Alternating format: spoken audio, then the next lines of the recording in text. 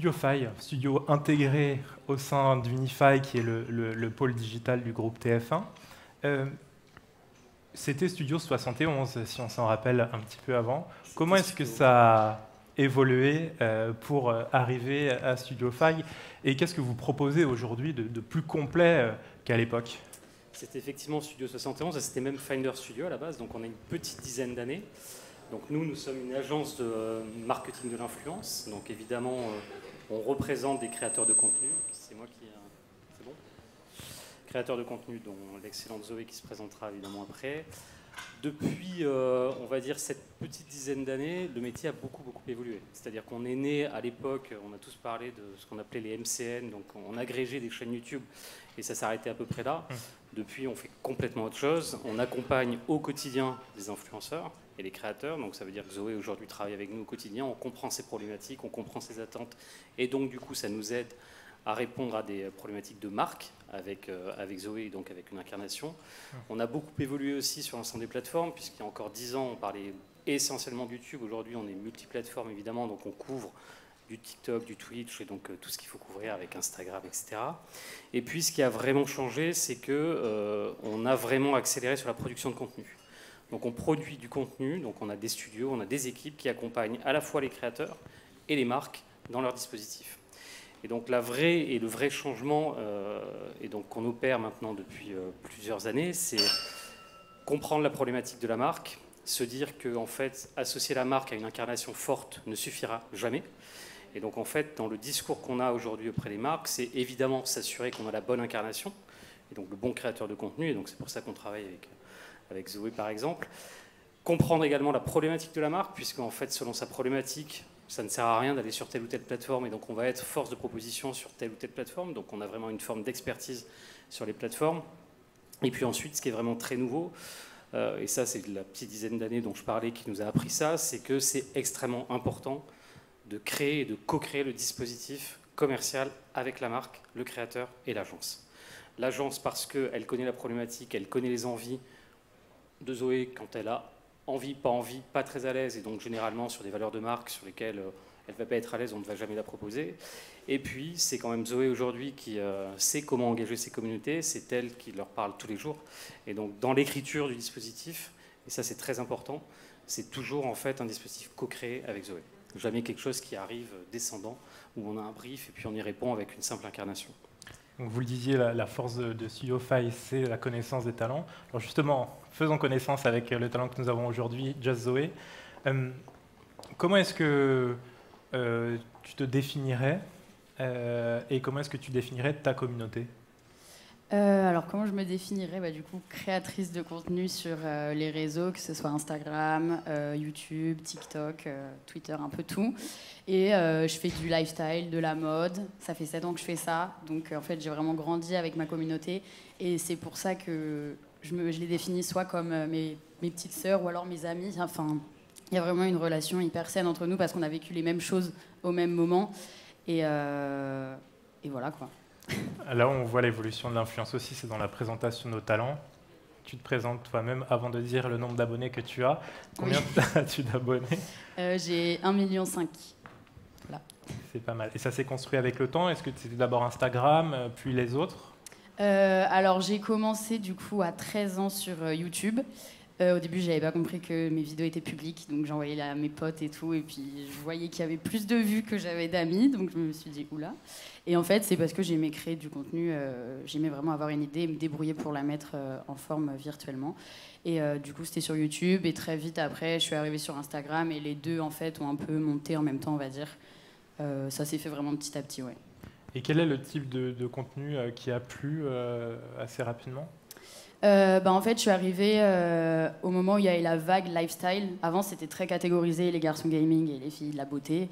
Et en fait, il y a eu une nouvelle vague de youtubeurs qui était plus naturelle, qui ont parlé de notre vie, on répondait à des questions qui avaient pas forcément à voir avec la beauté comme les clichés qu'il y avait. Et du coup, je suis arrivée à ce moment-là et je pense que c'est ça qui a plu et le naturel, en fait, que ça pouvait transformer. Alors on va parler évidemment de co-création dans cette table ronde. Pourquoi prôner chez StudioFi ce modèle-là de la co-création? Est-ce que c'est venu des talents, c'est venu des marques? Ça vient d'une forme de maturité du marché. D'abord, aujourd'hui, l'annonceur, la marque, ça fait des années qu'elle investit sur l'influence et donc je pense qu'aujourd'hui, elle le maîtrise tout aussi bien que nous. Et donc, sincèrement, ce que je disais tout à l'heure, l'association, une simple incarnation ne suffit pas et la marque le sait. Ça, c'est la première chose. J'entendais parler juste avant d'engagement, de communauté, de sincérité. Donc, pour nous, en fait, dans ce dispositif de co-création, c'est justement prendre en compte ça, puisque aujourd'hui, la seule personne qui parle et qui va être efficace, qui va être engageante, qui va permettre de transformer, c'est bien Zoé auprès de sa communauté. Donc ça, pour nous, c'est vraiment clé. Et j'ai envie de dire, on a aussi des créateurs, en l'occurrence Zoé en parlera peut-être mieux que moi, qui aujourd'hui sont pas forcément toujours à l'aise pour faire n'importe quoi. Il y a des marques qui ont des valeurs qui ne leur correspondent pas.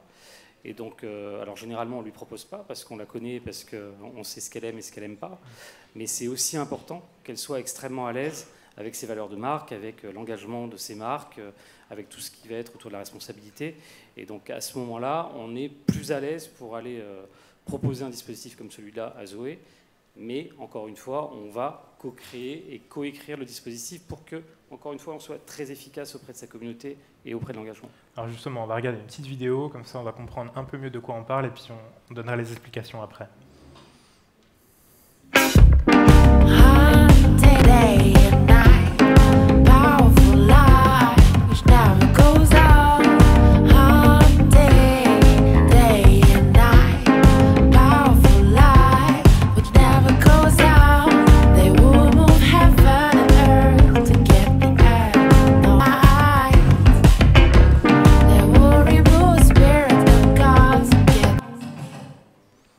Donc là, ce qu'il fallait regarder, c'était bien sûr toi Zoé, mais surtout le sac.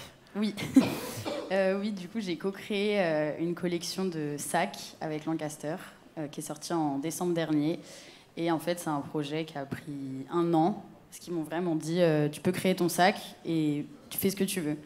Et du coup, c'était trop cool parce que j'ai été hyper libre et ça m'intéressait déjà moi dans ma vie personnelle de savoir comment créer un sac. J'étais hyper curieuse de savoir tout ça et c'était un projet qui sortait un peu du lot et ça a hyper bien marché. Je suis trop contente. Donc il y a 6 couleurs et ça a été sold out le jour de la sortie. Donc un peu choquée. Donc la communauté a bien répondu à cette co-création. Comment est-ce que ça se déroule dans ces cas-là? Est-ce que c'est la marque qui a cette envie-là? Est-ce que c'est vous qui proposez ce dispositif précis? On collabore avec Lancaster et Zoé depuis plusieurs années maintenant. La vraie force de Lancaster dans l'opération, c'est, je pense, d'avoir compris que Zoé pouvait avoir carte blanche. Et donc, quand on dit c'est un dispositif qui dure 1 an, ils nous sollicitent, ils ont cette problématique. Zoé dessine le sac. Donc on peut se dire c'est quand même pas complètement naturel, c'est pas forcément son premier métier. Oui, et puis il faut que la marque s'engage, il ne faut pas qu'elle ait peur, il faut un peu d'audace. Ouais, mais encore une fois, fort des collaborations qu'on a pu avoir avec eux, et je pense fort de l'expertise, du professionnalisme de Zoé, je pense que vraiment encore une fois ce sujet de carte blanche, je dessine, et je vais vous montrer effectivement à quel point la communauté va être réceptive. C'est là où je dis le dispositif de co-création, il est clé, il n'y a que Zoé qui peut le faire. Et là, le résultat est là, c'est qu'effectivement, dans la journée, il n'y avait plus rien à vendre. Voilà. Donc, mais encore une fois, vraiment, la clé du succès de cette opération, c'est cette capacité de la marque à faire confiance à l'incarnation et au créateur. Alors justement, Zoé, comment est-ce que tu définirais les valeurs qui vous unissent, toi et cette marque-là? Alors, je pense que, pour avoir rencontré les équipes et tout, c'est qu'ils sont hyper simples. Et ils n'avaient pas d'attente, forcément ils voulaient que je crée un sac, etc. Mais ils m'ont pas mis la pression en disant il faut absolument que tu fasses ça, faut que... j'ai vraiment senti comme si c'était des amis, il y a eu un hyper bon feeling entre nous et du coup c'est des valeurs qui sont super importantes pour que je me sente à l'aise en fait. Parce que si ça se passe mal à l'intérieur du projet, avant même que le produit soit sorti, forcément j'aurais moins envie d'en parler, je pousserais moins le produit et là directement ils m'ont mis super à l'aise et on s'est très très bien entendu donc voilà. On va regarder une autre campagne, pas du tout le même sujet, et puis on en parle juste après. Coucou toi, moi c'est Molly, et je vais te dire un secret. Les chiens ne parlent pas. Alors si pendant les fêtes, toi et moi on commence à discuter, c'est que t'as sûrement trop bu. Si ça t'arrive, tu ne prends pas le volant et tu dors sur place, ok? Tu peux envoyer cette vidéo à un ami, ça lui évitera les tracas. Mais oui, t'as tout compris, ma Molly. Si tu bois, tu conduis pas, tu peux rentrer en taxi, en VTC ou alors dormir sur place. Profite bien de ta famille et tes proches, et puis bonne fête, et sois prudent. Et toi, tu vas pouvoir retourner dormir, ma vie. Donc ça, c'est une campagne, me semble-t-il, pour un assureur. Pour MMA. Pour MMA. Quelle était l'idée derrière cette vidéo ?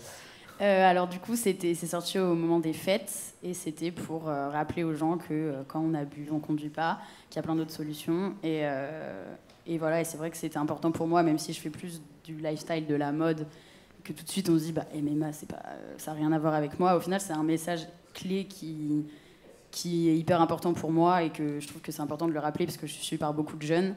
Et je suis jeune, donc je sais comment parfois ça peut se passer quand on fait des fêtes et tout. Et du coup, voilà, c'est super important pour moi de repartager ce message et en plus de le faire avec mon chien. Donc c'est ton vrai chien ? C'est mon vrai chien, oui. Donc tu as eu carte blanche aussi sur cette campagne-là ? Là, il y avait plusieurs influenceurs qui participaient, donc c'était un peu plus guidé parce que c'était vraiment chacun avait son animal en fait. Donc il y avait un thème qui avait déjà été défini, mais le texte, par exemple, qu'on a fait dire à Molly, à tout moment je pouvais le modifier, son petit accessoire. Enfin, c'était pas non plus écrit noir sur blanc et que je devais absolument respecter à la lettre, quoi. Merci beaucoup. Peut-être un dernier mot, l'influence demain. Comment est-ce que ça évoluera chez vous ? On regarde de près tout ce qui se passe autour de, évidemment, la notion de métaverse, etc. Moi, je ne suis pas totalement convaincu par du full virtuel. En revanche, je suis convaincu par une nouvelle forme d'expérience autour de l'incarnation. Et donc, tout ce qui va se passer avec des approches peut-être plus immersives, justement, que le métaverse va permettre, associé à toujours la puissance de la communauté et l'incarnation, devrait être, de notre point de vue, l'évolution naturelle de l'influence. Et c'est ça qu'on regarde assez près. Zoé, toi, est-ce que tu penses que tu feras ton métier un peu différemment dans les mois, les années à venir ? Oui, c'est sûr. Déjà là, en 7 ans, depuis que j'ai commencé, ça a changé. Il y a eu des nouvelles plateformes, des nouveaux réseaux sociaux. Donc dans 10 ans, c'est sûr qu'il y en aura des nouvelles et qu'il va falloir se renouveler, se renseigner sur ce qui marchera après. Mais je ne suis pas dans le futur, donc je ne peux pas savoir précisément, mais c'est sûr que ça va évoluer. Merci beaucoup à tous les deux Merci. d'être passés nous voir ce matin. Comme vous voulez.